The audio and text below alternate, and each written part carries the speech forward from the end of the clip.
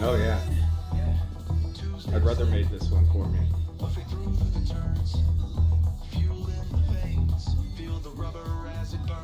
Circuit legends gather just to test their might. Every corner's a story written under moonlight. Pole runs, bold runs, last lap steals. Victory tastes sweeter on performance wheels. When the grid goes quiet and the countdown starts, we're a family of racers with horsepower hearts. Silence hits, then the bass drops like a clutch. Engines roar, back hitting hard like a rush. Night sky glowing, hear the crowd go wild. TCase leads the lobby like a drift-born child. TCase, Tuesday night, slide it left, swing it right. Drift lines glowing in the neon light. TCase, we ride or die, pushing limits to the sky. Speed of legends testify. Hashtag cast the lobbies worldwide. Tuesdays are Tuesdays. See you racing with TCase. See you next lap. See you next lap. See you next lap.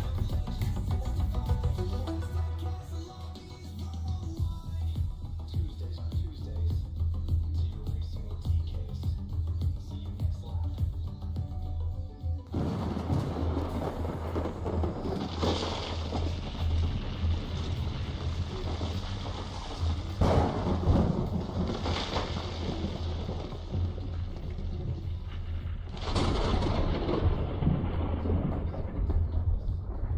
Shout out to everybody in the chat. I see you guys. I see you, TCR, Wrench, Wentz, Juby, LVP, everybody coming in. Talon, Misa Mista, Moto, Grove Street Racing. It's good to see y'all. I appreciate you guys. I love you guys. The community is growing and it's showing. Without further ado, I bring to you the man, the myth, the legend, Mr. Z28 Racing. What's up, y'all? I mean, I hope my hair looks good. Is that okay?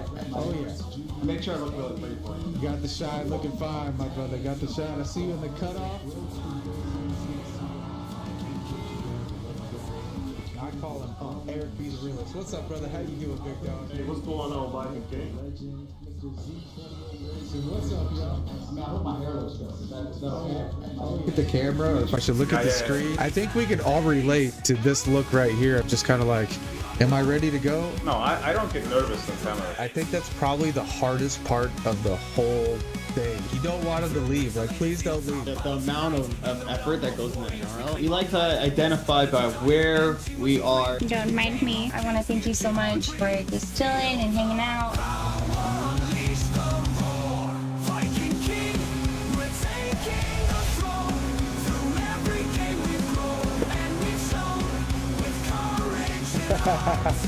Let's go. For me, it needs a little bit of work, but I have a couple pictures here. Gonna get the real gory one. Just a warning to you guys, this is painful. You blow some steam off. I don't think definitely didn't get any wins. Oh, bum cut me off my arm bad.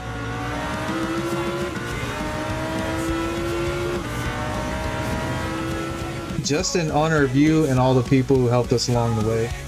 Yeah. I think it's time to take a toast. Good stuff, baby. Cheers, brother. That's what I'm talking about. That's what I'm talking about, baby.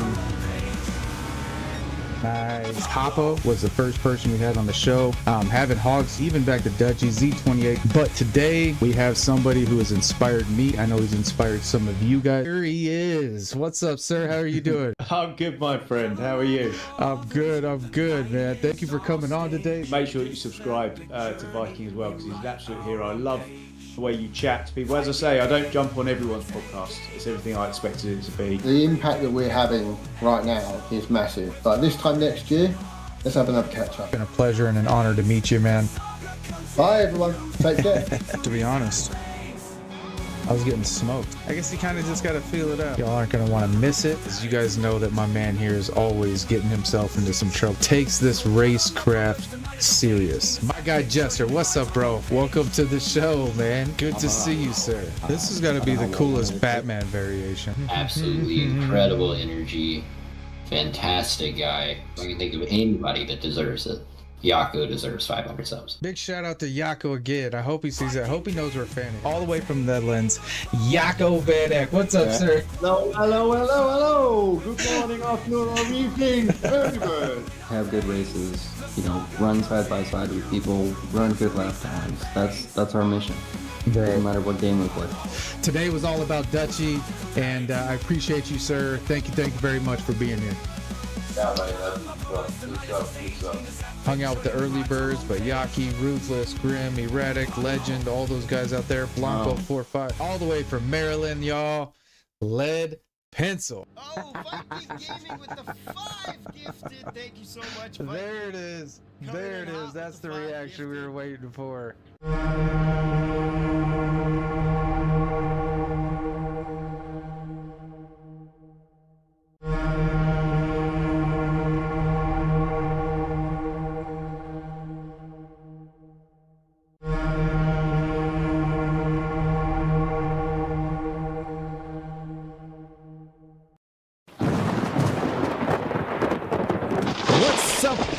What's up, y'all? Hold on, let me fix this real quick. It is great to see you guys. Welcome back for episode 26 of Behind the Wheel. Do we got a banger today? I see y'all in the chat. I see everybody in here, and you're not here for me. You're not here. I wish you were here for me, but I can't take the credit today. I cannot, but it's a beautiful day. The sun is shining. It is today is Saturday. So I hope everybody's having a lovely day off. If you're working and lurking, I appreciate you for being here. Thank you. Big shout out to everybody in the community. Big shout out to the team. Shout out to PHG. Again, we still have the GoFundMe up there for our lovely angel Susan. Shout out to Papa's House of Game. We love you and all the PHG squad. We got another teammate today coming out all the way from San Antonio, Texas. And I'm very, very excited. Two Travises don't always make a right, but today I think it's just my work. So without further ado, with a big behind the wheel welcome, please welcome our man, our boy, Mr. TCase. What's up, dog? Good to see you. What up? How's everybody doing? Super happy to be here. Was so honored when you invited me on, and I cannot wait. Let me give everybody a quick oncoming fist, Rainbow Leopard. I don't got my Rainbow Leopards, but I do got my 4Ds up here. Shout out to 4D. Shout out to DOF. You guys know we got some sponsorships. PHG has been very aware of all the new movement going on. So shout out to the Joker Series, the PHG World Series, all those guys. Man, your team is blowing up. Your channel's blowing up. We've been talking for the last hour, just kind of how things have gotten a little bit crazy over the last year, and things are getting a little bit more serious. You're involved in so much. So it's just, I'm really honored to have you here today so we could tell the story of TCase, man. Thank you for being here. Yes, thank you.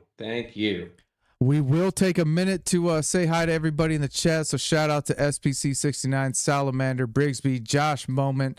We got Papa's House of Game himself. We got Contras in here. Mr. GT78. What's up, my dog? Good to see you, brother. Who else we got? We got Chris Wood. We got Mr. Turtle Shell. We have, I hope I didn't miss it. We got a whole bunch of memberships that I was able to give out. LVP 444. Thank you all for being here. Thank you guys for jumping in the stream. We've been doing this little podcast interview, whatever, storytelling now for a better part of a year. Episode 26. In my mind, all these episodes go, an hour, almost 2 hours, and it's a testament to how much time I've spent to actually getting to know people. I think it's quite special to take the relationship beyond just kind of the chat and get a chance to kind of meet and actually talk stories and kind of figure out where all this originated. So it's really cool to have you here. It's been awesome being teammates with you and just kind of being in this class of up and coming content creators. And I think we do things a little bit differently. I think community first is something that's kind of running to the forefront of everything. And I think you're an amazing ambassador. So tell us a little bit about your day and kind of how everything's going for you and the weather in Texas and just the life of TCase right now. Yeah, well, so here in South Texas, we get one really nice month a year, and that month is December. So it's been gorgeous. I've been driving with the top down almost the entire month. I know everybody else is, buried in snow. But I finally get a break from the heat and am enjoying the weather for sure. Day's been good. I helped a friend move up to Austin Thursday and Friday. So I got back late last night. I didn't sleep well while I was in Austin and I crashed out. I didn't wake up till almost 11 this morning. So I've been having just a nice, chill, relaxed morning. So it's been good. Very nice, very nice. No, we are blessed right now. Like in Arizona, I think for these western states, like this is our some of our favorite times of year. We love the heat, obviously. We love the desert. I'm not a big snow guy, but I'll tell you what, when I could put my hoodie on and kind of be outside all day, it's just crisp. There's a certain crispness to it, and I really enjoy this time of year. The holidays, got anything special planned for the holidays?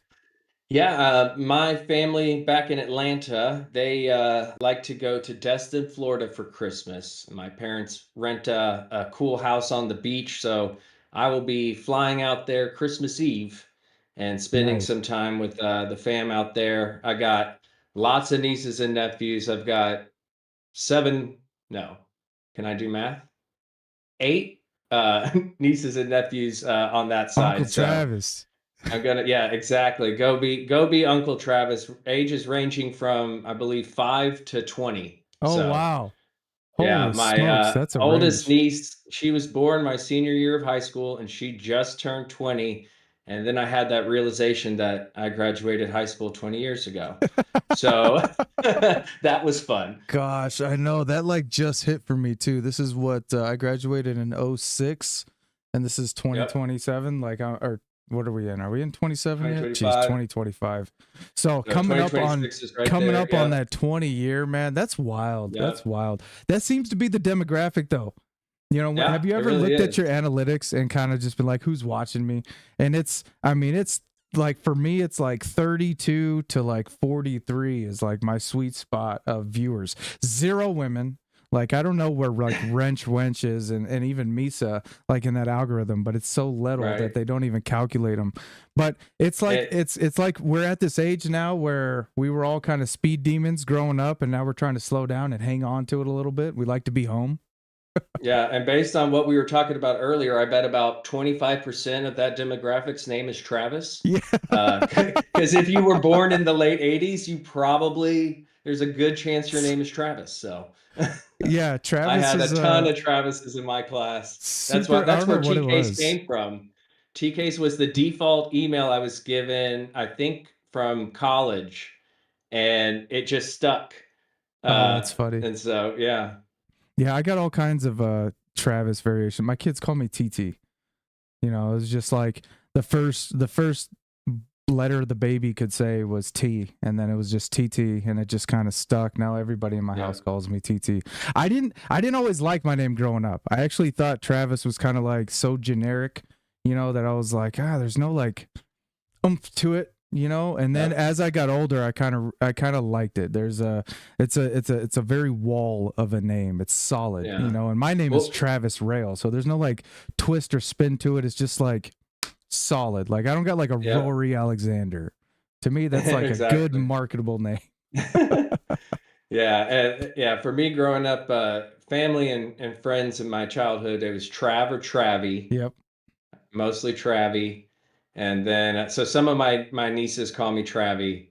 But then, that guy, Travis Pastrana, came out of nowhere and really hyped up the name a lot. Travis and then Travis Tritt. Here in Texas, the county that Austin's in is Travis County. So Travis is a big name here as well. So they actually think that you're, there's some royalty there. There's a little reverence, with the name Travis out in Texas. Exactly. My last yeah. Go ahead. No, you go. My last name, Case. Where I grew up, there was a huge dealership. He owned tons of dealerships. His name was Rick Case, and we'll get into this later. But I love cars, and I would go. This was when it was the Evo 8 had just came out, and I went to the Rick Case Mitsubishi and walked in there. I mean, I'm a 17-year-old, I think.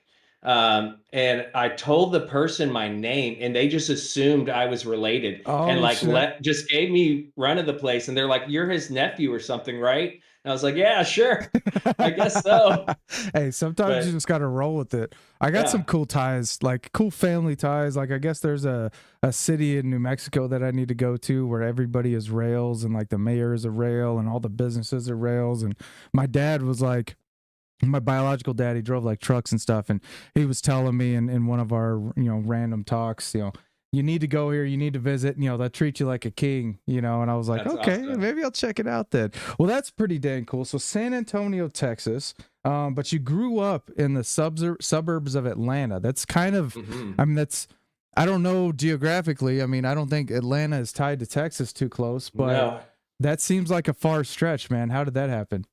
it is. It's a 16-hour drive. 6 of those hours are just in Texas. So give you an idea of how big Texas is. I'm in the middle of Texas, so it's 8 hours west, 6 hours east, and about 7 hours north to get out of here. Um, but only 3 hours to Mexico, so pretty close to Mexico. So I That's wild. initially went to college. It's in on top of Lookout Mountain, Georgia, but basically in Chattanooga, Tennessee. I went there to play soccer. I was a soccer player, goalkeeper. So I tried out for the team, made the team, and went there. Met some incredible friends. One who ended up becoming my wife, um, and she's from San Antonio, but lived or went to school there. Ended up they had a lot of rules, and I didn't follow them. So rightly so. I mean, I broke. I mean, I broke the rules. I got kicked out. Um, got married that same year, and she finished school. I worked. This is also a cool thing. PhD Arrow. He pops up in the chat and stuff. Arrow lives in Chattanooga, and we worked it out. I I worked hear at you, Mellow Codfish. Mushroom downtown by the aquarium, and we were talking about it, and it turns out he would go there like on a weekly basis to get pizza at the same time I was slinging pies in the back. So we've put it together that I have definitely made Arrow pizza. Oh, that's Um, wild. yeah, we moved back to San Antonio, and I re-enrolled in school. I was going to school for early childhood education. I'm Okay. an uncle, of course. I really enjoy working with kids. I was a camp counselor all through college, and camp director at one point. Nice. Um, but moved. But as I got, once you get higher in the education, you start to learn about all the stuff that isn't working with the kids, and Yeah. I You get really farther and couldn't farther away care. from the kids too. Yeah, I didn't like that. And so Yeah. I ended up changing my degree to accounting, which I was never good at school. I was a solid CD student. Um, but something clicked with accounting, and I ended up graduating from A&M San Antonio, Summa. So, straight Dang, A's. congratulations, man. Yeah, so Holy something smoke. clicked. Never done any accounting since. But yeah, I got hired by a guy that I knew. He's the third generation of a family-owned car dealership here in Texas that started back in the 50s. And I knew him outside of work, and he was waiting for me to graduate, and he's like, "Hey, this has nothing to do with your degree, but I'd love for you to work for us because you're smart and we can trust you, and help us open our first store in Houston." So I helped open their first store in Houston, and then transferred up to their offices in Dallas, was there for a little bit. But I love San Antonio. My wife and I are no longer together. We split up a few years ago. We're still very close friends. That's actually who I was helping move to Austin. She just got an awesome job managing. She's a tattooer, managing a tattoo shop up in Austin. So super proud of her, Oh, nice. Hell yeah. helping her do that. But everybody, when we split up, everyone was like, "So you're going to move back to Georgia, right?" I was like, "No, this is my home, man. Yeah. Like, No, I I love it mean, here. I'm you not going radiate anywhere." San Antonio now. Just like we'll go and we'll kind of show everybody, when we're talking about these tattoos. I mean, we're talking about some tattoos. I hope you like what I did with the thumbnail. Actually, I Yeah, incorporated, your tigers into the yeah. background of it. So those are actually TK's tattoos. But a couple points there. College. I definitely think college is an experience that everybody needs to go to figure out where they want to go. Like I started off in business, and pivoted after 2 years. I was in the College of Eller, which is, you know, pretty prestigious at the University of Arizona. It's like #4 business school in the country. And I was really proud to go there, but I hated the culture. It just wasn't people like me. And then I got into psychology but I think, you know, I heard somewhere, you know, all a degree shows people is that, you know, you can stay put, stay on schedule, stay committed, do your assignments, and do what you're told for 4 to 6 years. And as an employer, like that's good for me. That's a good thing that I know. I mean, same thing with like a high school diploma. It's like, all right, you did what you were told for 12 years. You got through it. Great. Let's hire you. So awesome to hear about that. I've been to Atlanta. My son was out in Atlanta for a while. Beautiful out there, very green. Oh yeah. Places in Texas are very green as well too. You know, depending on where you go.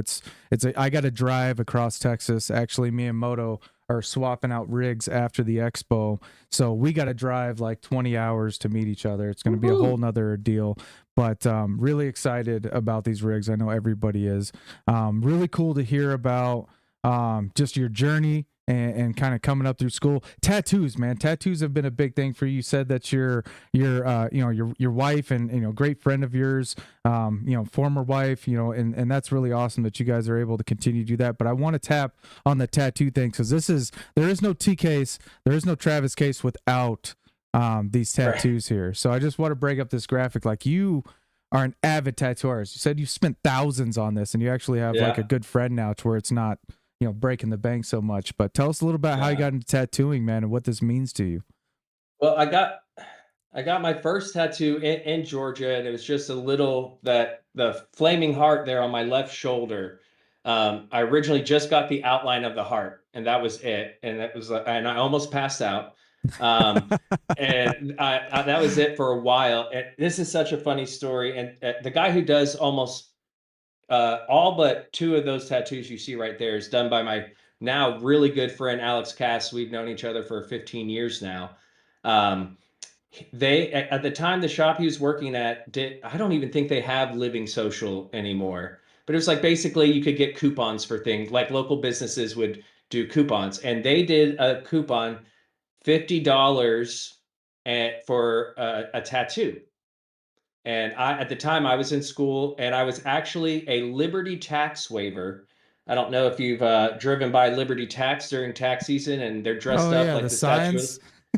One of the best jobs ever. Literally listen to music and dance on the corner all day, except for I was on the corner of a very rough middle school, and those kids were mean when they got out of school. But I didn't have any money. Tax waivers. Yeah, especially to the man and dressed up like the Statue of Liberty with pom poms. And I really wanted a tattoo. I wanted to get a pocket watch on my forearm, and so I went in there and ended up just randomly getting tattooed by Alex. And it was a really simple tattoo, but I loved it, and I really liked him, and started going back. And then I ended up sleeving out my right arm, and then ended up sleeving out my left arm. And then I got my chest done. I got my belly done, got tattoos on my thighs. And it just kind of became a thing. And I'm glad I got as many as I did when I did, because I feel like they hurt worse now. So I'm glad I got all these done, because I just like it. When people like, most of them don't have a meaning.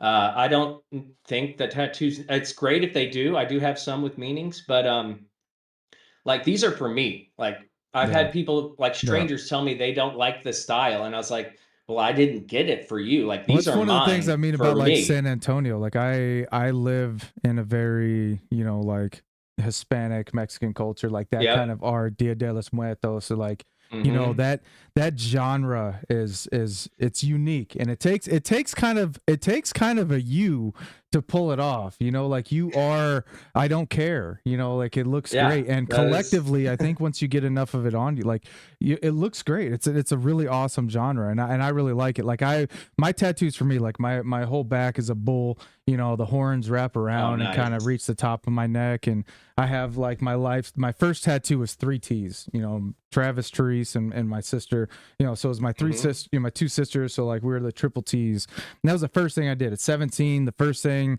I did was like, I'm going to get a tattoo. I've lived this crazy life. And then it kind of grew into, you know, getting this whole Arizona sunset ripped into my arm and my life story into my other arm. And it's for me, you know, and a lot of times I don't even like show them off. I don't really take pictures, you know, and like tell everybody, oh, it's not necessarily an addiction for me where I have to go get tattoo therapy, but it does. It's for some people, I mean, it's a big deal. It's a big milestone. I remember the first time I got a tattoo and I was like, man, it was an interesting feeling because I was no longer ever going to be the same. And I've almost reserved parts of me. Like I'm going to tattoo that place eventually, but I want it to be the right tattoo. Yeah, absolutely. So absolutely. We've been talking tattoos a couple, what was it, 2 weeks ago? We were in the chat with Papa and we were talking about potentially raising money for a tattoo that he wants to do out in Daytona. And it's a really beautiful tattoo. I believe it's a fox, you know, with wings, and there's some other symbology there that represents, you know, Papa's love for Susan and just all the things that she really enjoyed. But he's talking about getting one on his left shoulder and actually reached out to a couple tattoo artists out in Daytona, Florida. And we actually have one tattoo company that's considering taking on the project for him. So really excited if we can do that. The Susan Tattoo Fund did already get started, so I know there was some donos coming to that, so it is kind of a thing. But I think it would be really awesome to see Papa get a tattoo. What do you think? Oh yeah, absolutely, and of course I'm going to be there, so I will definitely go with him and ease his mind because sometimes you can get a little freaked out as soon as you walk into the tattoo shop. Yeah, oh yeah. I don't know. Does Papa have any tattoos? I don't think so. Papa, you're in chat. Do you have any tattoos, or is this going to could this potentially be a first? I know some people wanted him to actually stream it, but you never know if you're going to be okay on camera until you start getting a tattoo. Right? I wouldn't say that I'm probably the nicest guy to be tattooed on camera. Oh, I'm the worst. Like, it's so funny. Apparently my tattoo artist says I'm fine compared to some people, because I guess some people can be awful, but I feel like I'm the biggest baby when I'm getting tattooed. So the only thing about the whiskey though, you got to remember, is you don't want to thin your blood, and alcohol will thin your blood, and you'll get a little bleedy on the table there. So they actually say not to drink before your tattoos, but I know guys that'll take like melatonin and they'll just go in there and just try to crash out. They actually make a cream now. Salon Paws makes a cream, and you can put it on 3 hours before the tattoo and then wrap it in saran wrap, and it actually numbs the surface. After a while, if it's a quick tattoo, it'll be nice and easy. Yeah. If it's a long one, eventually it goes away. But I always do that anytime I'm getting a really sensitive, like my chest, my stomach. I'll do that just to make it a little friendlier. Chris said what he's got the ring on the nip. Oh man, chat's gonna get real revealing here. Well, that's what I always laugh, because one of my nipples is purple and the other nipple is yellow. I saw that. So I will say getting the nipples tattooed wasn't bad. It was the healing process. It was a month of hyper nipple sensitivity, which is sometimes feels nice and sometimes doesn't. It was a whole thing. Like your shirt would rub it and you'd be like, what just happened? Oh my god, yeah, there's no cream for that too. It probably just makes it worse. Yeah. Holy smokes. So going back to Daytona, right? So Daytona's supposed to be coming up. I guess you guys are taking a trip out there, but this isn't the first time. Is this gonna be the second time that you guys have met up in Daytona? This will be my third time camping, fourth time go. So this is a great story.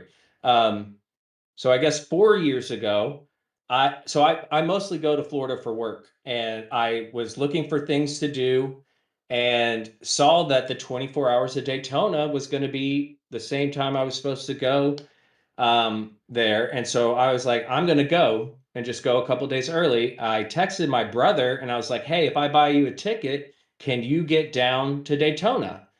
And his wife's family is in Jacksonville, so they go to Jacksonville all the time, which is just a couple hours north of Daytona. He's like, yes, I'll be there. So we stayed at probably the grossest hotel I've ever stayed in. So bad that, because I literally got everything the day before the race. So like everything was booked or extremely expensive. I got to the hotel and immediately went to Target and got all new sheets and towels. Because the sheets were like paper thin, stained like crazy, um, and got all new sheets for the beds. So my brother and I go, and I mean, we had the best time. He at the time was not into racing at all, and he got hooked. He got hooked. I mean, you can't not get hooked. Like if you have never been to a race in real life, even if it's just a local track, um, it is like nothing else. And It that's is like the so Mecca. awesome. I mean, if you're going to have an Yeah. experience going to Daytona, I mean, it's like one of the Meccas. Yeah. And so I talked about it so much on my streams that in that picture in the middle right there is C Turbo. And then my brother, Brandon, aka Augustella, is on the other side. That's at Circuit of the Americas. Turbo and I had become friends. We had a good rivalry going through those Toyota Cups and stuff. And he was just like, hey, I camp there every year. I camp there every year. Come camp with us. I'll get your ticket. I'll get your camping spot. All you have to do is get here. And I was like, well, I want to do that, but I need my brother to come with me. And he's like, we got room for your brother. So that was my first leap of meeting somebody that I met online. And I'm like flying to Florida and like I'm about to spend 4 days camping with total strangers. Total Like thankfully my strangers. brother's coming. Me and Turbo's one of my best friends now. Like we talk daily. And he's become just such a great friend and talk about a generous person. Like he's probably one of the most generous people I've ever met. Shout out to And Turbo, he man. just wants he just wants people to have a good time, and he likes hosting and taking care of. He's awesome. Can't say enough good things about Turbo. So we camped with Turbo, and it all went great. And Turbo's like, "We want y'all back next year if you want to come." And so we're like, "Yeah, we're going to come back next year." And then some point leading up to it, I get a text from Turbo. What do you think about sponsoring Papa to come with us? And he was I like, I remember can that. get his tickets. Can you get his flights? And I was like, yes, I got his flights. He got his tickets. So we flew Papa out that same year. Turtle Shell, who I've seen in chat, Turtle Shell came down and joined us. My brother again, and then it's all of Turbo's buddies that he grew up with. So we did that again last year. It's so amazing. 4 days camping. There's two Mazda races. There's a GT4 Oh, race, so and there's then of other course, races going on. I didn't oh know yeah, that. it's racing all day. And then there's the Oh, 24-hour wow. race. It starts at 1 or 2 p.m. on Saturday and finishes at 1 or 2 p.m. That's on Sunday. It wild. goes all through the night. And it's So at any great time because you can just go to the track and see. yep. Oh, that's so cool. And the best seats are at turn one, all the way up at the very top of the grandstands because you can see all the way around and even the bus stop on the far side. Wow. So like during the first 2 days when it's like the Mazda race and stuff, we'll go into the infield. There's bleachers in the infield at the horseshoes. You can walk through all the garages. And then for the big race, we sit up in the grandstands, and it is such a treat. And from that, I only live an hour from the Circuit of the Americas. And I've been going the last 3 years to the GT World Challenge, which is super cheap and you got access to everything. And then the last 2 years, Turbo has come as well as my brother to go to WEC World Endurance Championship, the Lone Star Le Mans at Coda. And we've been doing that. And then this past year, Hector from California, came out and we got an Airbnb close to the track and we spent a good 3 days out there going racing. That picture right there is me, Papa, and Turbo eating wings. And this is such a good story. I'm going to embarrass Papa. Papa had gotten that new fancy phone that like opens up and becomes like a tablet. Yeah. He spent probably 30 minutes trying to take a selfie with us. And he was like trying to do the timer.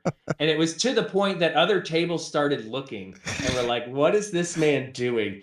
Turbo and I cannot keep it together as he tries and fails to take a selfie. And then Turbo goes, hold on, and pulls out his phone and takes that selfie right there. It was Hey, it was too Papa is good. a genuine Papa, man. Like I said, there's few people that get that title, and it takes a certain like stage in life, and Papa is fully that. So it doesn't surprise me at all. Papa, we love you, man. That's awesome, dude.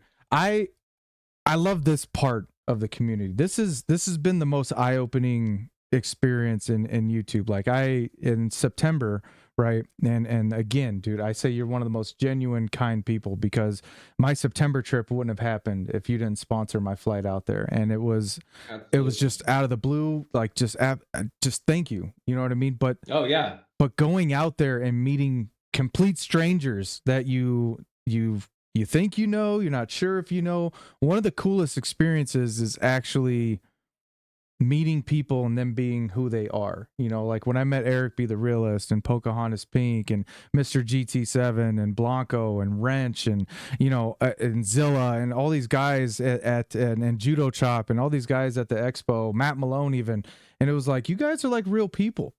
And on screen, it's crazy, because I think what the screen does is kind of, it automatically gives you some kind of like celebrity-esque resonance. You know what I mean? It's like I see you on screen, like I see this 2D version of you. Now you're like here in 3D, and it's like, oh, you're shorter or taller or different, or you sound different, or you move different, but it's you. And it's like it's cool, because like you want to give hugs and you want to like hang out and get to know people. And that's what I've been trying to replicate on this show and on this thing, is like the story behind the people. Like TCase, it's a cool, catchy name, like it's gonna do well just because, you know, you're an awesome dude. But what made you come into this, you know, and then to be so invested in the community and to hear about these trips? Like, I think, and I don't know, I haven't been around long enough, but I think we are inspiring a different, it means a little bit more to say we're community and friends. And I think genuine friendships are blossoming. And one of the things about PHG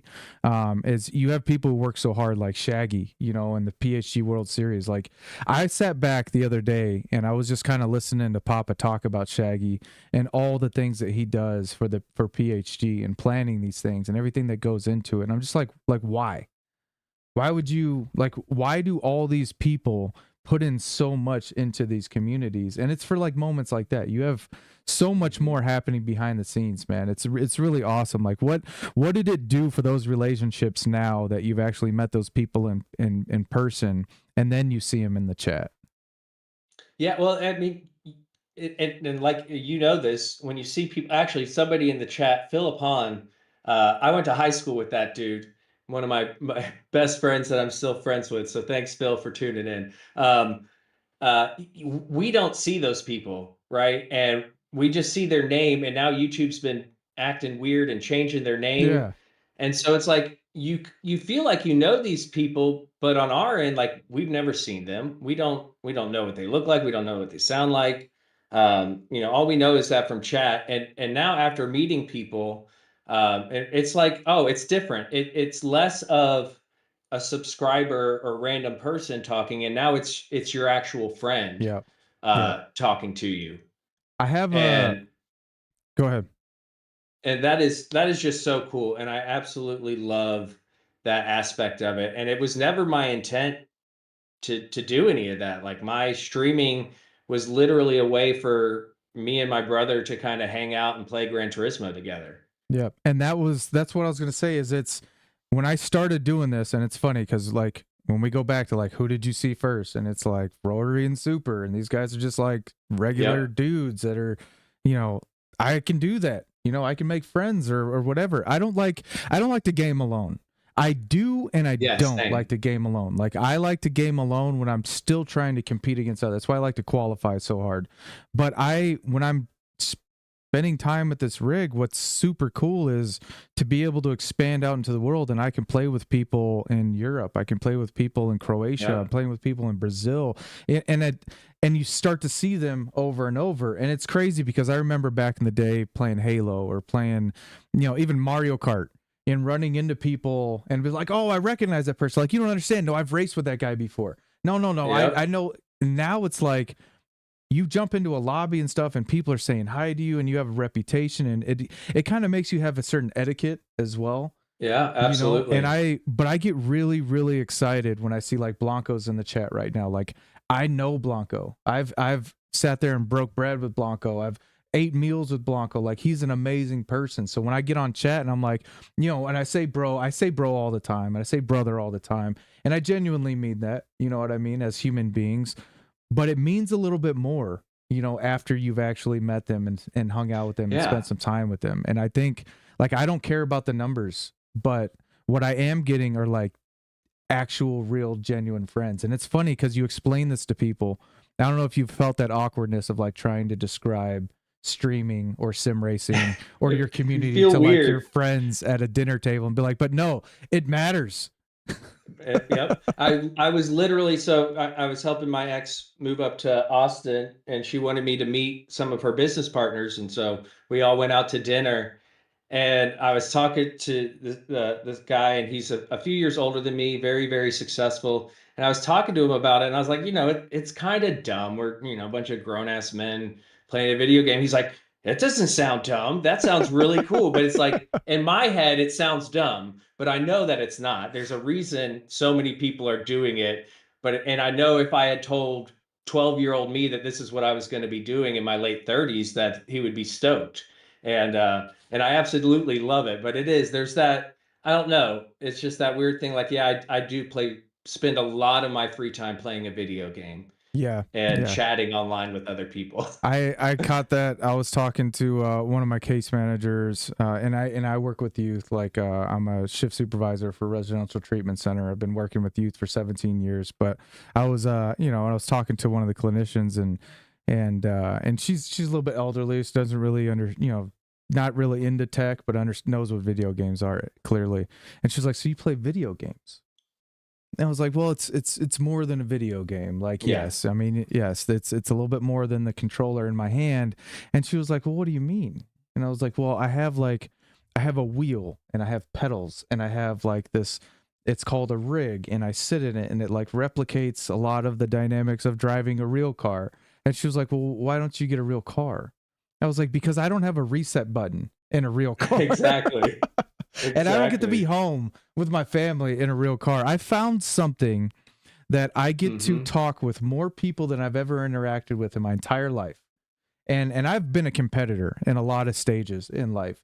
And I was telling Misa this the other day. I was like, you know, I'm like top 200 in the country according to Digit's website, you know, and I'm like top 2K in the world according to Digit's website. Like I was never like a top 200 in the country like wrestler. I mean, I was top in the state, but like, you know, Right. I was never this popular in high school. I was never like this is actually a big moment for me. I feel pretty good about myself, and I don't chase like subs or nothing like that. And maybe I should. Right. Maybe I should. We were just Yeah. talking earlier, like, you know, maybe we should be a little bit more serious. Farouk, see what? Whoa, Look at that. buddy. Like that's Like out of crazy. nowhere. Who does not know Farouk? If you don't know Farouk, and I say it with a little twist to it, Farouk.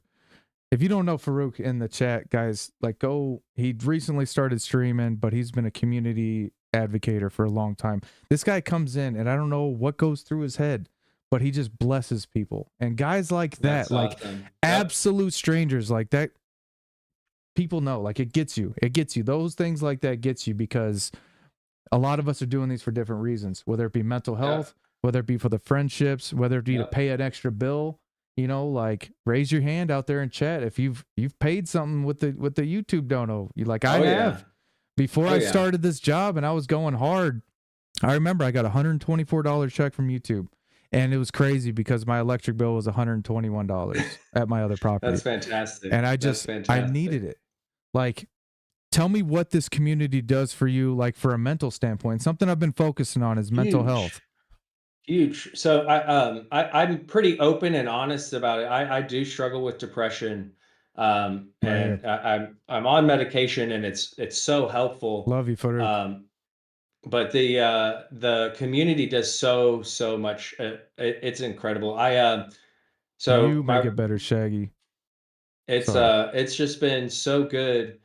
And I actually had gotten to a place where I was feeling good, and I decided I could go off my medication and I went off my medication and everything was going good. And, you know, I was streaming consistently, loving hanging out with everybody. And something happened in my personal life with some old friends that really just sent me for a loop. And I spiraled. And instead of doing what you should do and ask for help and seek help and rely on your community, I just went inward. Yep. And you can see where it happened. If you go back to my channel, there is a big gap in content of where I maybe only streamed once a week. And it was so hard to do it. I always felt better after I streamed, but the the mental process, and when you're depressed and have anxiety, it just spirals in your head, and I just couldn't get myself to do it. And I really just went way back and wasn't relying on my friends and the friends that I built. I had stopped going to therapy, and it was getting bad. And I finally got to the point where it's like, I need to do something now, or something bad is going to happen. And so I reached back out. I got back on medication, started going to therapy again, and it came back, and I started spending more time streaming and being involved in the community, and that's really where it really started picking up a bunch with my involvement with PHG. I got way Yeah. more involved in that, and you know, I say it pretty much every Tuesday, because we have a great group that gets together every Tuesday, and I make sure to tell them how grateful I am Yeah. for them and how much they matter to me and how much they help me, because I know even when it's hard and I'm struggling and I don't want to stream, I tell myself, you're going to be happier if you do it. Yep. And if you're not having a good time, you can just stop. Yep. And every time I get in this seat and I go live, sure enough, my mood is improved. I'm better. I'm talking with my friends, and I know, and other people have shared with me, you know, their struggles, and it means so much to me that my stream helps them, and Yep. coming into my chat and hanging out is good for their mental health, and coming into my lobbies helps them. And I just think that's huge. I know not everybody has access to therapy and access, you know, the right insurance to get everything. But if you have the means to do therapy once a month, even if you don't have Yeah. anything, you know, major going on, like life is hard. Like life is just hard. It is. It doesn't matter It's how well designed to off be you tough, are. especially Yeah, Western it doesn't. civilization. It's just Exactly. it's a grind. It's like we're just You could be the expected to most grind. privileged person, but it's still hard. Yeah. And having somebody to talk to that has no connection to you, no repercussions of anything you say. If you're trying to work through a problem, if you try to work through that with a friend or a loved one or something, you could end up doing some damage as you try to process your thoughts and feelings. Yep. And so if you can process your thoughts and feelings with somebody who is not involved in your world, it's helped me so much. And that's another thing this game has helped me with.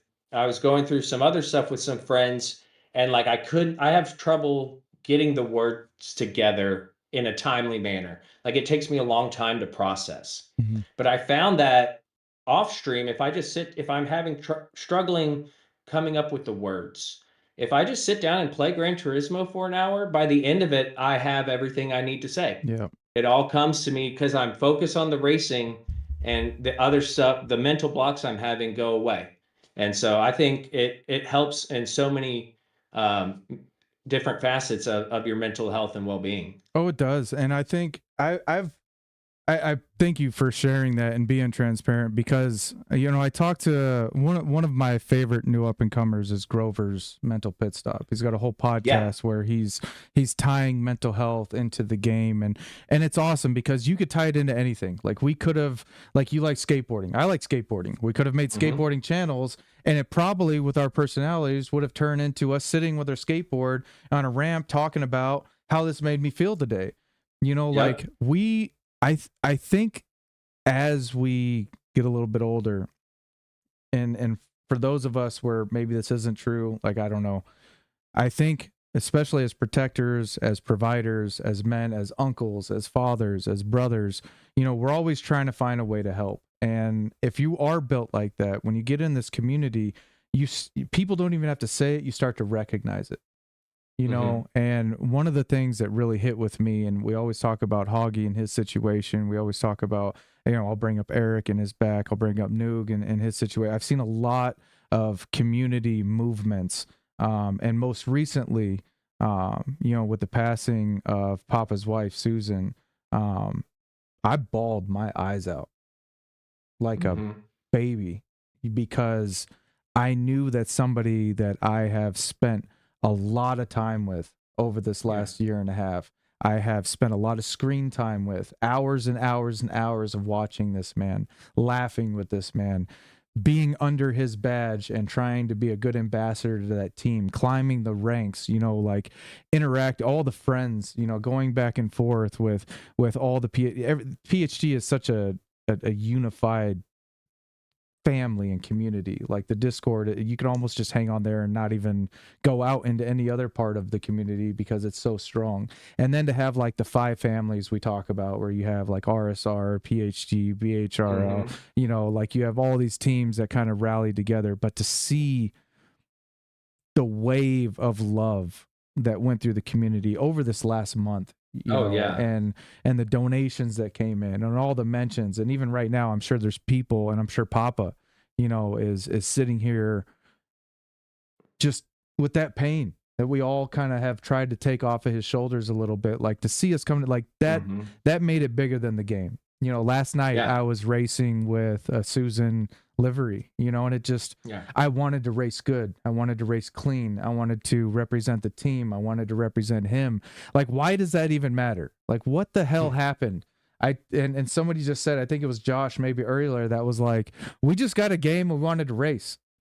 Like, this is supposed to be the hardest console racing game, and I wanted to do that. And now it's like I have family and people that I love, and we're planning trips and we're doing things. Like I'm going to hang out with Moto for a week in Vegas, and I've never met this person, but I talk to him every single day, you know. And it's amazing, man. It really is. Like I think I could just go on and on and on. So you started, we're talking about this kind of pulling us out of the dark.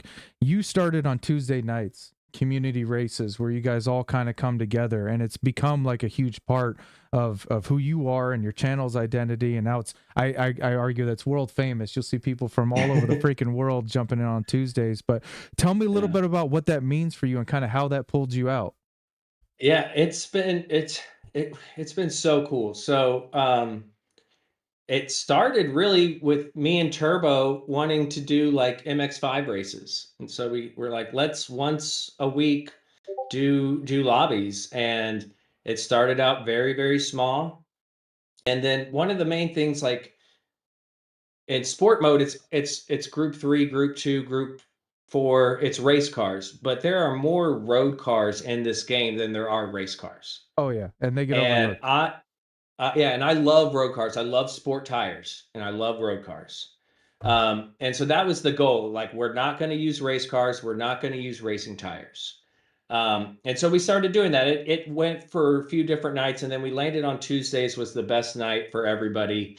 And so we started doing that, and that's really been the only consistent thing on my channel. We have not missed a Tuesday. If I'm visiting family, my brother has a rig and everything to stream.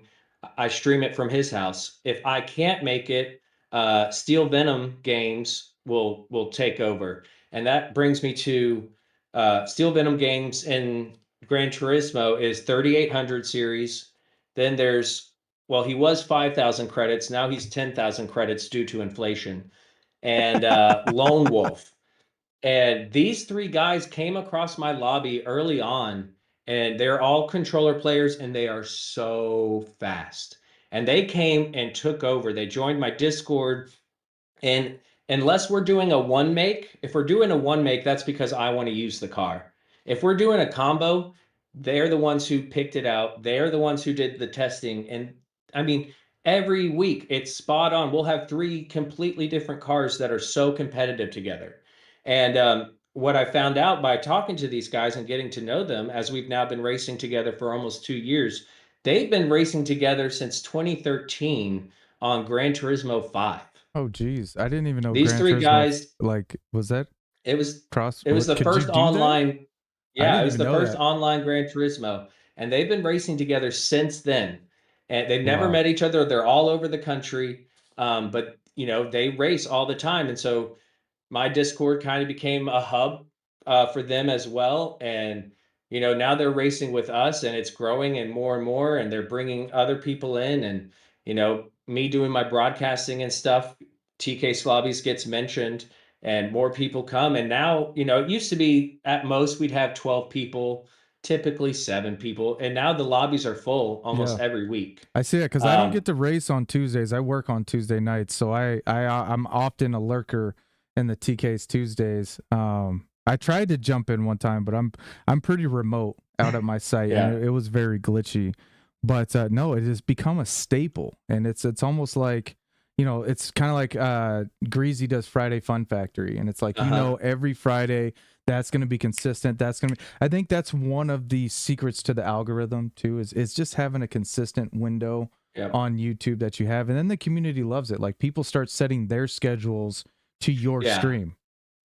And that's been the cool thing is we talk about it. It's like, most of the people who are there every week, like Tuesdays is a no. If anybody tries to schedule or do anything on Tuesdays, it's like, no, I'm busy. Like it's from 7 to 10 Central on a Tuesday night. I've got plans. And it's really cool. And it's done a lot for me. We've had a lot of fun. We get to use cars that, aren't in the game. We do our best to race as clean as possible, but I do remind everybody that if you're a person who just does dailies, you're probably not used to a 400 horsepower car on sport hard tires. Yeah. You have to brake early. You have to be careful on the throw. So, you're going to crash. There's a whole other game within the game. Like you said, and you're an actual car enthusiast. So I think there's a lot of games that play your standard, GR 1s, 2s, 3s, where you can get LMU, you can go all these cars that are restricted to that. But I've always been a fan of unrestricted. I've always been a fan of what could I get my hands on and how could I translate that. That's why I liked playing, we came up on a lot of the same games. I really liked, playing Grand Theft Auto because it was just open world. I liked Crew because it was open world. Like I could take a race car out on the street. So in Gran Turismo, if I could take a street car onto the racetrack, that's pretty dang cool too. You're an actual car enthusiast. So tell us a little bit about your life with cars and kind of how that blossomed into, being here every night, playing racing games. It's been a long journey. Like I always liked cars, but I didn't know about them. Like I just thought they were cool. I had toy cars. I liked racing games. Always played racing games my whole life. But there's a distinct moment when my brother took me to see the first Fast and the Furious movie when I was in my early teens.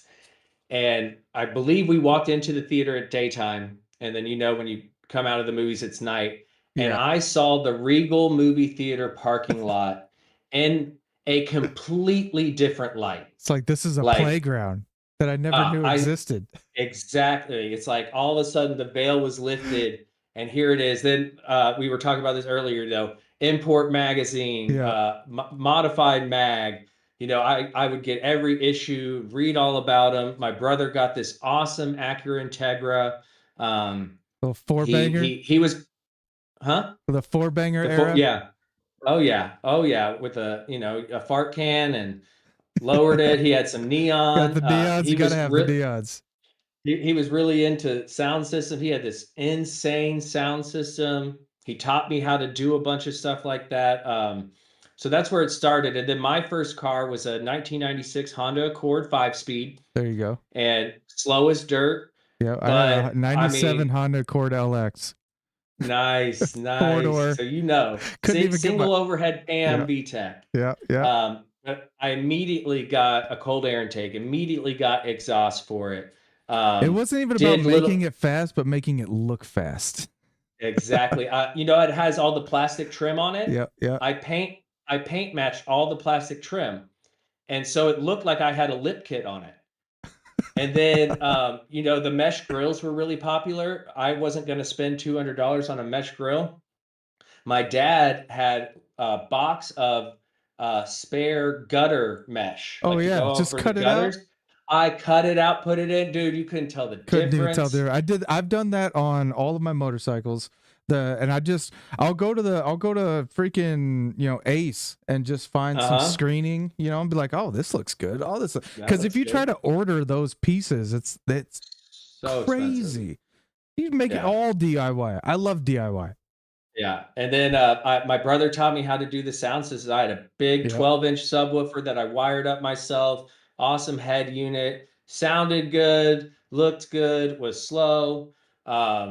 Loved that car to death. And then I currently do autocross, but before I knew what autocross was, me and my buddies would go to the local office park at night and set up cones and rip it around there. And do our own autocross. We didn't know what we were doing. You gotta tell people what autocross is. So autocross is, if you live near a major city, I guarantee you they have autocross near you. You can take any car. You could show up in a minivan and do it. But what it is it's typically once a month. They're in a parking lot, and somebody will be designated to come up with a course. So it changes every time. And it's a lot of slaloming and hard turns, technical. You never get out of second gear. And you go one at a time, and they time you. And it is so much fun. I do it now in my little Mazda MX-5. Sounds wild. But you can do it. Like, I've seen people show up. Like, there's people in pickup trucks out there, station wagons. I mean, you can do it in anything. And it's so much fun. But yeah, we used to do that. Kicker, who said that? Steven Silsback said back when Kicker was the best. And MTX, remember, like, everybody was running MTXs. I had two 12-inch JLW3s, like a 2500. I worked at Audio Express, so I had a full custom fiberglass box. I had my 97 Honda Accord. I had it all purple. It was slammed. Couldn't even get your foot under it. Had a Titan 2 spoiler on the back, like a Flowmaster 35. I mean, this thing was scraped out on the bottom because I scraped it everywhere. Set off car alarms everywhere I went. 17-inch Koenigs. And then I had 17-inch Koenigs. Nice. I totaled that car on Cinco de Mayo trying to drift through an intersection and just got completely taken out by a Dodge Ram. My dad pulled up. He was like, yep, I'm going to dinner. And we were like getting hyphy. Back then, like, getting hyphy was the thing. And we were like my whole football team was like getting hyphy on my car in the middle of intersection. It was absolutely ridiculous. What an era, man. What an era. Speed demons, man. It was all about, like I said, it was about looking fast. There was few guys that were actually fast, because in order to be fast, right, you had to strip out the car. You had to get all the weight out. And we were dumping in stereo systems. We were dumping in all kinds of stuff, all kinds of neons and stuff, excess weight, slamming it down, making the car not aerodynamically sound like that. We weren't doing the right thing, but it was fun. That was a hell of an era. It was fun. Now I'm into now I'm into being safe. I've had some serious wrecks. I wrecked my motorcycle when I was 25. I hit a car 120, degloved my right knee, 28 days in ICU, 2 years on disability. Absolutely life-changing circumstances. I still ride bikes. I have a ZX14 and a Victory Hammer in the garage. I don't ride as much as I used to, but this sim racing thing has taken over my life. Behind me, I got a motion rig that we're building out, taking to Vegas. I'll have the H3 January 21st that I'll be running, which will be compatible in Gran Turismo. So I will be in motion, in VR, in haptic, all this immersion that I'm trying to replicate. And this whole sim thing is taking off. Like, where is this going for you? Are you content with just grinding and hanging out with friends, or do you have some big goals? I see you involved in the Joker series now. The GTWS, you're doing all the production stuff. Like, what's happening? You're evolving. I have no goals. I'm just along for the ride. Honestly, I also recently got VR. Shout out to Hector. Sent me VR for my birthday. Was not ever planning on getting VR. Now I have it. That's a whole nother can of worms. I like to go kayaking. But with the sim racing, I would like a better rig, and that's about it as far as my setup. I mean, motion would be cool. I've used some motion, like, all that's cool. If it happens, it happens. No real goals on that. And then, I got involved out of nowhere. I was watching Papa's stream while I was going home to visit family, and I had never heard of McNaughty. I didn't know who McNaughty was, but they were talking about the first season of the NRL. And at McNaughty was in chat, and I was like, "Oh, I want to do that. Um, what is it?" And I found out that I wouldn't be able to make all the elimination rounds, so I wasn't going to be able to race. He's like, "But we need hosts." And I was like, "What do you mean hosts?" He's like, "People to talk during the race." And I was like, "Oh, I'll do that." And I'd never done it before, but I watch racing, so how hard can it be? So me and Toon went in there not knowing anything about it and started commentating. And now I've been doing it for 6 seasons as the color commentator, not as the main play-by-play. And I've been working with Flawed, and I've told him, like, I don't feel comfortable doing play-by-play. So if I'm talking and something happens, just interrupt me. And then the GT PHG WS came along, and they asked if I would do commentating, and I was like, I'll do it. And then I was able to stream. I was like, I'll try to do the broadcast as well. At the time, I was streaming on this old laptop, and the broadcasts were very choppy. But we did it, and then one day, nobody could show up for commentating, so it was just me running the stream and commentating, and something happened. I don't know. I have a video of it on my channel. It's titled "Alone in the Booth." It was literally just me doing these races, and something clicked, and I just boom and went into it. I, took what I've learned from Toon and Flawed about bringing the energy and the excitement, and just no matter what's happening, try to charge it up. Yeah. And it went so well, and I shared it with Flawed and was like, "Hey, can you give me constructive criticism here? I know I need to improve." He was like, "I don't have any notes." That was amazing. Yeah. And I was like, "Oh, so I can do this."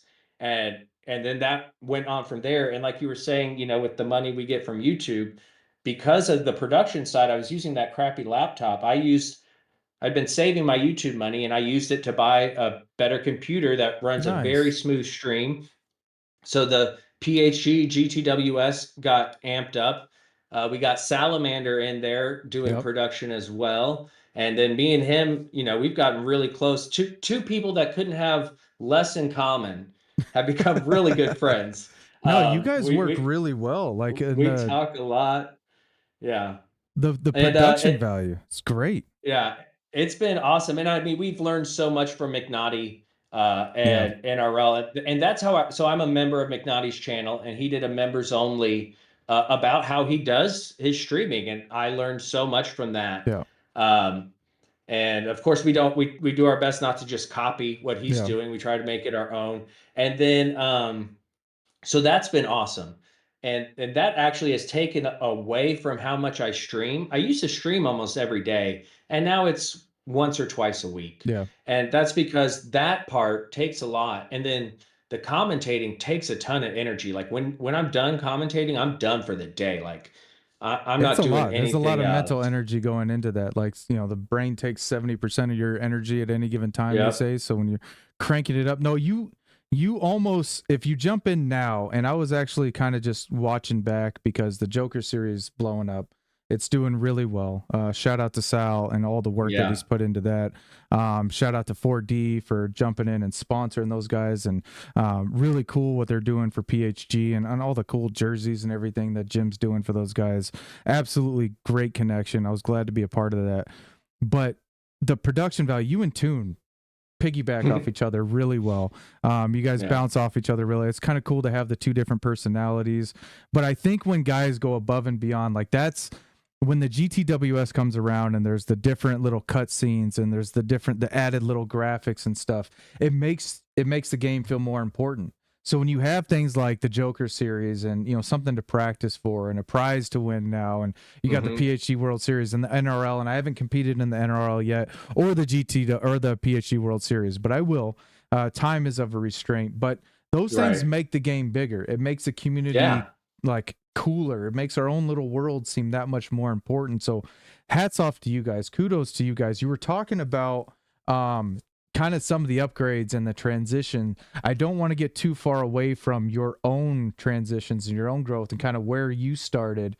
We have a picture here of a foldable chair, a foldable table. I think the Thrustmaster T150 maybe. Yeah. And Gran Yeah. Turismo Sport. Like, I see the weights, I see the wood, I see all the things that we all went through in the beginning, man.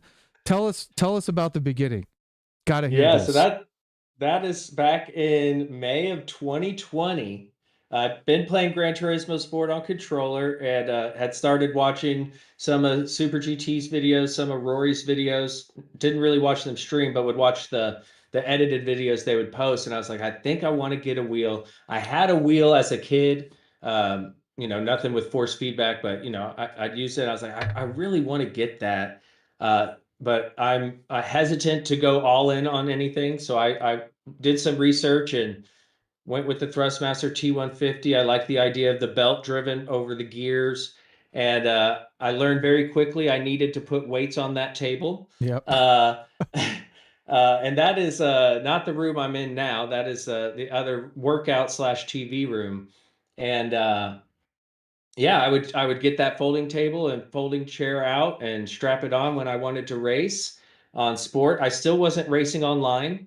Um, and then eventually when I moved into this room, uh, I started racing online a little bit and still with the T150, and then realized that the table and chair weren't quite doing it. So I got the that rig right there, the Conquer off Amazon, and I ended up having to replace that cheap gaming chair because it broke pretty quickly. It looks pretty skinny. It looks pretty. Yeah, and I'm so not gonna the chair lie. I'm in now is actually like back when Pet Boys sold car parts and wasn't just an oil change place. You could go buy like aftermarket seats and stuff, and Yeah. this is a like an aftermarket seat for an actual car. Okay. Nice. So it is very comfortable and sturdy.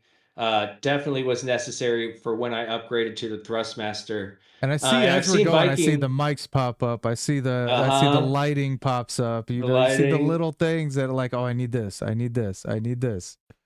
Yeah, and when I upgraded to my thrust or my Fanatec, I didn't need my Thrustmaster, and at the time, Viking Wolf was playing on controller and was really wanting to get into it. So I ended up mailing him my Thrustmaster and Nice. letting it and giving it to him, and then he upgraded to Fanatec and he paid it forward and mailed it to Ragnar.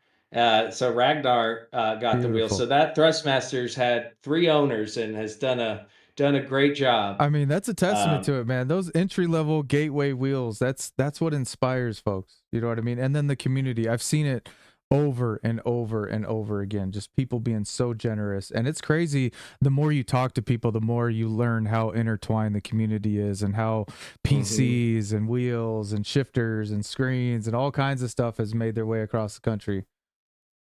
Yeah, I see so all this it's been a tracking in the journey. back. Like, what's this about? Oh, my slot car addiction. That happened. I like to go pawn shop hopping. There's a lot of pawn shops in Okay. the area. Looking for Better guitars or just anything cool. And they had I have Carrera Digital. It's not cheap. A Carrera Digital set is about $500. Oh wow. And again, I don't like to go all in. They had it for $100, a full set, almost brand new. So I bought it. It started with that, and then slowly upgraded. I built a table, and then I ended up getting more track and expanded it. And so that's my current layout that you're seeing right there. I could run both digital. Yeah, that was the original layout. Also on my channel, I have a couple videos that just is mostly pictures and some video, just kind of going through my journey. I have one for sim racing, and then I have 2 for my slot car journey. So you can see those on the channel. I had I like to do slot car reviews. It's fun. I had a couple growing up. I remember one specifically. It was a blue track. The track was made to look like clouds, and it was jet fighters. And I mean, that thing had some cool loop-de-loops, and you could mount it on the wall and you can mount it on the floor. We had it on the wall once, we had it on the floor. Oh my gosh, I had that for years and years and years, man. And just like taking an eraser to it and like cleaning the tracks and like, just making sure like the wool on the bottom was all like fluffed up and just all the little things. It's nostalgic, like looking at this stuff and like the sounds of the cars ripping around the tracks. Like that brings me back, man. Oh yeah, there's a great channel, that slot car guy, and his name is Travis. He splits. He's We're Australian, stacking but he Travis's also head. yeah, he's Australian, but also spends half the year in Austria. He has a great channel, and he's been doing live racing and streaming the races because on digital tracks you can set ghost cars. So you can have up to 8 cars running at once with nobody controlling them, and What? they'll change lanes automatically, and it's insane. And so he'll set them Wow. all up and then see who wins. Very, very cool. But there's a great like if a great rabbit hole to go down on YouTube is the slot car rabbit hole. Well, you And guys I've check that out in gotten chat. several people like now a few guys come into my streams and watch me stream that are slot car only people, and then I'll go to their videos. This picture right here is probably the greatest thing that's happened to I me was waiting for you. since I started streaming. That is Horn of Plenty. I'm sure most of y'all know Shout Horn of out Plenty. Horn. He dressed up as me for Halloween a couple years ago. So he has fake tattoo sleeves, a knitted beard, sitting in his rig. So that's Horn as TCase. And I have a niece that is at the time was a freshman in high school. And I was home visiting, and this was a humbling moment. So I had this great moment of Horn dressing up as me. How big could my ego get? And then I was telling them about it, and my niece looks at me and goes, "Why would somebody dress up as you? You're not very popular." That's what I mean. Hey, we got And I a was little like, celebrity. "Oh, We got a little bit. oh, damn. Okay, sorry." No, it looks great, man. I love the beard. That's like a knitted beard. It's so good. That's freaking epic. Again, shout out to the community. Your guitar collection, man. You said that you love to hit the pawn shops, man. Is this like a big part of that addiction? I mean, you have some really beautiful pieces. Yeah, and to be clear, I'm not very good. I'm self-taught, so I don't consider myself a guitarist. I did grow up in music. I played clarinet all through school. So There like you go. musical I played the theory and baritone. understanding is there, but like I love OfferUp and going to the pawn shops, and so like this guitar, super sick Fender thin line. I got that on OfferUp, killer deal. And I've learned how to work on the guitar. So really what I look for is cheap guitars that need work. And then that's a whole fun project. And I'll live stream when I work on them. I haven't done a lot of work. I currently have 2 guitar projects in the works. I just haven't started on them. Nice. That's my parts caster. So that was my very first guitar, was a Squier Stratocaster, and then I upgraded the pickups. I got like a Telly style neck. And so that was kind of my first dip into customizing guitars. And it's kind of gone from there. That one, I had 2 guitars. One that I traded a Yeti cooler that I won a prize for, traded for an Epiphone SG, and then I had this cheap acoustic guitar. I sold both of those and bought this. This is a Dan Electro. Super cool guitar. Looking up the history on these is a lot of fun. They got lipstick pickups, and the history on those is everything from that car was something you could get at a Sears factory. Oh wow. So it's like laminate countertops is the body, lipstick casings is what they put the wires in for the pickups. Like it's all appliances. That's funny. Really cool guitars. Jack White famously That's used funny. one in his early days. This one's This a was my beauty. this was my first big project. So I traded a guitar for that one for the that blue hollow body, and it was a Firefly, which is a cheap Chinese guitar, but good quality. I completely gutted it, pickups, tuners, all the wiring, everything, and it was black and silver, and I made everything cream. It and looks gold. like it's got a cool sound to it. It is cool. And then one of my subscribers now, friends, Chris Cook, also known as Stratahawk in the game, super fast. He is a guitar tech, and so he custom built me a wiring harness for that guitar. So I had a custom wire harness specifically made for that guitar. Was really cool. That is pretty damn cool, man. Yeah, I know we got a couple axe throwers. I don't know what you guys call yourselves. I'm gonna call you axe throwers because I'm a Viking. So, got a couple guys out there. I've always wanted to be able to play the guitar. My son plays the guitar. I got him an electric guitar 2 Christmases ago. He's taken some lessons. I know like 2 or 3 little riffs, like just enough to make Misa smile a little bit. But outside of that, man, it's been something that I've always wanted to do, and probably something I still will do. Yeah. I have really beat up fingers from MMA and that's boxing. tough, Like yeah. I have some crooked fingers and just sports and stuff, and it makes it really hard sometimes to really get that, that reach around, and I struggle with that a lot. I don't struggle with it on my right hand as much as my left hand.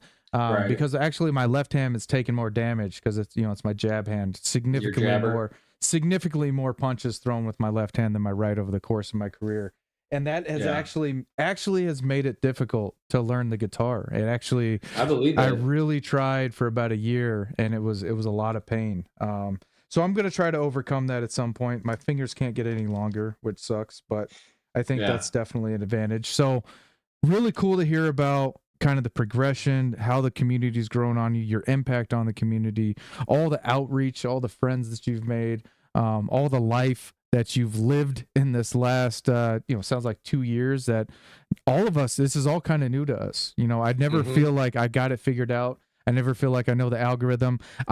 I came up quick, but I apply that to, the first 6 months. I was on stream 3-4 times a week. I was doing 8-10 hour streams. Yeah. I became a part of a team. All those milestones that I did, all the work that I put in, till I finally got monetized, and I was like, all right, I'm going to take a break, because now streaming for me, and I heard Super GT say this couple streams ago, that he'd done 7 streams this month, and that was a lot for him. And he was going around like, I live life. Life is a big part of my life, and streaming is something that I do for fun. And I really enjoy, I try not to, I never count my subs. I don't have tickers and all that stuff. And I know that's part of the game, and trying to grow your channel. And I see guys doing that, put in that work. But for me, it's for moments like this. Like I will go all week not streaming the game, and then like have this behind the wheel. And this to me is so important. This is my community outreach. I try to make it a habit of going through my Discord and reaching out to all the men, especially the men that are working on mental health. And I've had conversations with guys that aren't privy to the community, and information that's passed that isn't privy to community. And I'm sure you're like this. A lot about some people that and what they're going on, and it makes it that much more to kind of support them with being on the screen, because it is hard. There is a lot of things. So I appreciate you, man. You're one of my brothers in this community. Your love for the community and what you put out, acceptance of all, just being a really good, genuine person, just being there for me. And I don't know why people come into our lives, but I'm grateful to have you, truly. Absolutely. I mean that from the bottom of my heart, what you've done for me and for Misa, and what you're doing for people that I care about. I just want to be one of those ones that says thank you very much. At the end of the show, we try to talk about the origin of the name. You kind of told us that, the TCase, is your EDU account, right? So Travis Case, but Travis Case. And like you, I mean, we grew up with a bunch of other Travises. So I had like 5 other Travises at my school, and so it was pretty much quickly everybody went by their last name. So I became Fighter Trav. It was like, there's like 3 other Travises in my school all the time. So it was like, which one are you? Are you Big Trav, Little Trav, Fighter Trav? At different eras of my life, I was a different thing, and now I'm just TT. To my kids, and Viking, which came out of nowhere. I was called Sauce for a long time. That was my bike name. Real Deal Rael in my fight game. But, now it's about the community, and I really love this, man. I really appreciate you coming out here on the show. It was an absolute pleasure. I want to kind of give you the stage for a minute and talk to the community, and thank these great people for coming out to see you, because it was all about you today, man. Well, thank you. I mean, truly honored to be a part of it. Love seeing everybody in the chat. So many people showed up, all the regulars that I see on a regular basis, but some people in my personal life I saw in there show up. Adam, Phil, I think I saw my dad in there. So I appreciate those people showing up and saying, hey, big shout out to Papa and Brigsby, McNaughty. Those 3 really helped my channel. Really got me into it, and have been just so kind from the beginning.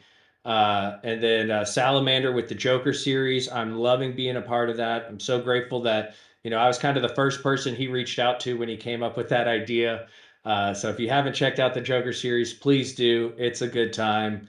But again, I'm just grateful to everybody. I never would have imagined, a few years ago, starting to stream, just hanging out with my brother, that it would grow to anywhere close to this.